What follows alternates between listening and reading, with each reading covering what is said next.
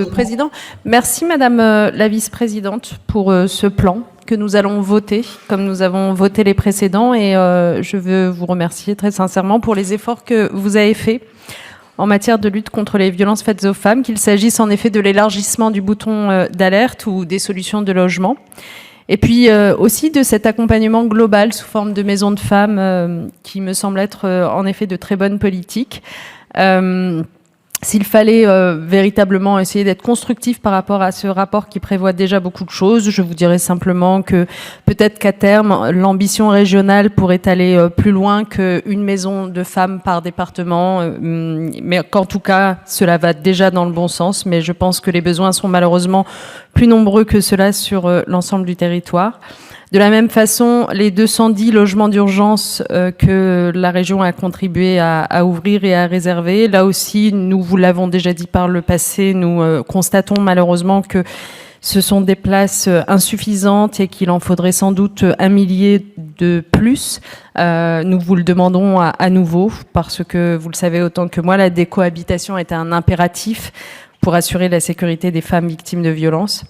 Et leur permettre surtout de reprendre leur envol et les maintenir à l'abri avant un passage à l'acte physique. Enfin, je voudrais quand même terminer, et ça me permettra de revenir sur ce que disait l'une de nos collègues tout à l'heure, sur ce que ce rapport peut-être ne contient pas et pourrait contenir si on voulait vraiment couvrir l'ensemble du champ.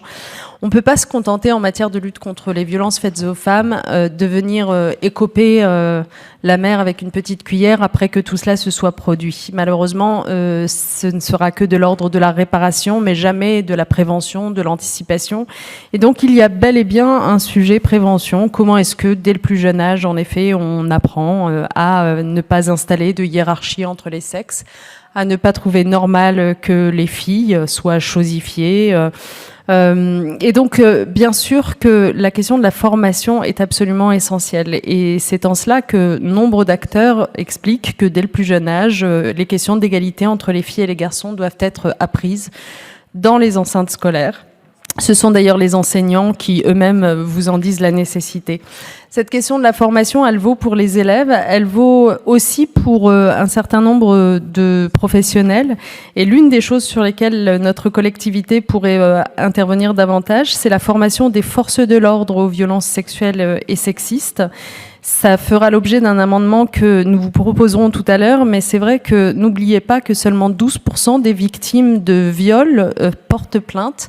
Eh bien, cela signifie que pour que la parole se libère, il faut faire en sorte que non seulement les femmes n'aient plus honte, mais aussi que ceux qui recueillent leurs paroles soient formés à le faire. Notre collectivité pourrait jouer un rôle ambitieux en la matière et servir d'exemple à l'échelle du pays, donc nous vous le proposons dans un instant. Mais je maintiens que ce rapport est un bon rapport et je vous en remercie.